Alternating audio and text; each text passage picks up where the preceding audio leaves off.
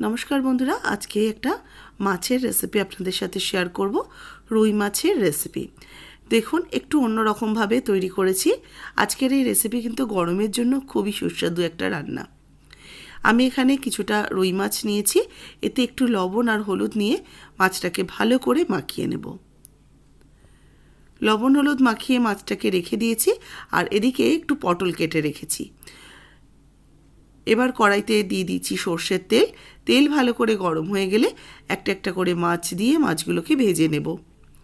একসাথে সব কটা মাছ দেব না, আমি কয়েকটা প্রথমে দিয়ে দিলাম, তারপরে আবার সেকেন্ড ব্যাচে ভেজে নেব। একটু হালকা বাদামি রং হয়ে এলে এগুলোকে উল্টে দিয়ে আরেক পিঠও ভেজে নিচ্ছি। তবে মাছগুলোকে কিন্তু একদম ওই সাতলে নেওয়ার মতো ভাজছি না, একটু হালকা বাদামি রং আসবে বা একটু হালকা কড়া ভাজা হবে সেরকমভাবে ভেজে নেব। মাছগুলো ভাজা হয়ে গেছে। এই ব্যাচের মাছগুলোকে উঠিয়ে নিয়ে পরের ব্যাচের মাছগুলো একই রকমভাবে ভেজে নেওয়ার জন্য দিয়ে দিয়েছি। এবার এগুলোকেও উল্টে পাল্টে লাল করে ভেজে তুলে রাখবো। একটা বাটিতে একটু মশলা করে নেব, তার জন্য নিচ্ছি 1 চা চামচ হলুদ গুঁড়ো, 1 চা চামচ নিচ্ছি কাশ্মীরি লাল লঙ্কার গুঁড়ো, 1/2 চা চামচ ধনের গুঁড়ো আর 1 টেবিল চামচ সর্ষে বাটা। সর্ষে আর কাঁচা লঙ্কা বেটে নিয়েছি, সেটা দিয়ে দিলাম। এবার একসাথে মশলাটাকে মিশিয়ে পেস্ট করে নেব। মশলাটাকে খুব ভালো করে মিশিয়ে নিয়েছি। এবার ওই মাছ ভাজার তেলের মধ্যেই পটল দিয়ে দিচ্ছি, পটলটাকে একটু লাল লাল করে ভেজে নেওয়ার জন্য। পটলের মধ্যে সামান্য একটু হলুদ দিয়ে দিলাম আর অল্প একটু লবণ দিয়ে পটলটাকে বেশ লাল করে ভেজে নেব।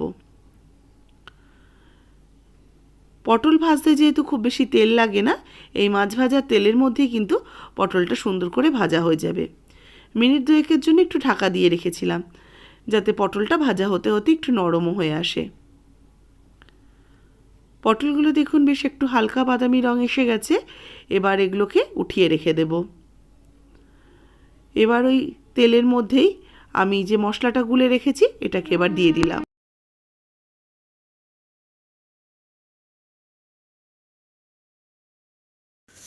মশলাটাকে দিয়ে ভালো করে কিছুক্ষণ কষিয়ে নেব। যতক্ষণ না মশলা থেকে তেল ছেড়ে আসছে ভালো করে কষিয়ে নিয়ে এর মধ্যে 1 কাপের মতো জল দিয়ে দিলাম। যেহেতু সর্ষে বাটা দেওয়া রয়েছে, অবশ্যই কিন্তু আঁচটাকে কম রেখে মশলাটাকে কষাবেন। সর্ষে কিন্তু বেশি পুড়ে গেলে তিতকুটে হয়ে যায়। জলটা দিয়ে ঝোলটাকে ভালো করে মিক্সড করে এবার ভেজে রাখা মাছের পিসগুলো অ্যাড করে দিচ্ছি।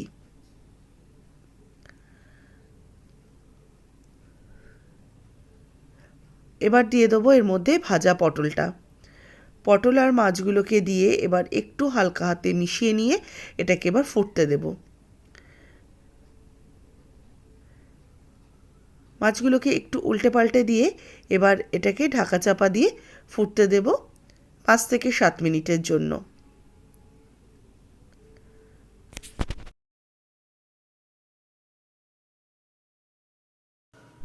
7 মিনিট পর ঢাকাটা খুলে নিয়েছি। ঝোলটা ফুটে বেশ গাঢ় হয়ে এসছে, আর মাছের মধ্যেও কিন্তু মশলার স্বাদটাও চলে গেছে, মাছগুলো ফুলে উঠেছে। একটু আবারও নাড়াচাড়া করে নেব। আমি একটু এপিট ওপিট করে দিয়ে মাছগুলোকে আবারও কিছুক্ষণ একটু ফুটিয়ে নেব।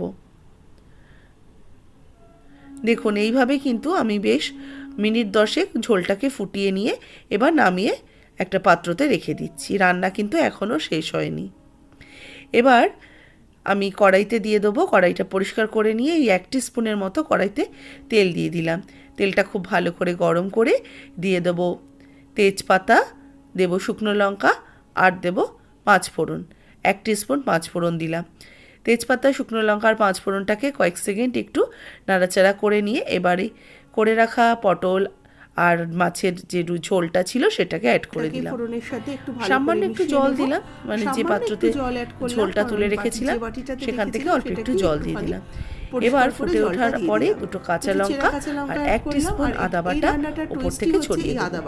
এই যে এই আদাটা উপর থেকে বেটে রেখেছি ছড়িয়ে দিলাম। এই আদা বাটাটা দিয়ে আর কাঁচা লঙ্কাটা দিয়ে কিন্তু আর বেশিক্ষণ ফোটাবো না, জাস্ট হালকা হাতে একটু মিশিয়ে নেব।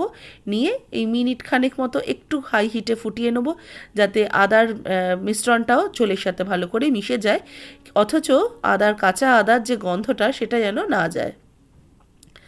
একটুখানি আমি ঢাকা দিয়ে রেখেছিলাম যাতে গন্ধটা বেরিয়ে না যায়। এবার গ্যাসের ফ্লেম অফ করে এটাকে নামিয়ে সার্ভ করে নিয়েছি। তৈরি হয়ে গেছে। রুই বা কাতলা যে কোনো মাছ দিয়ে এই আদার মাছের রেসিপিটা তৈরি করতে পারেন। আজকের রেসিপি কেমন লাগলো কমেন্টস করে জানাতে ভুলবেন না। ভালো লাগলে লাইক, শেয়ার আর সাবস্ক্রাইব করবেন।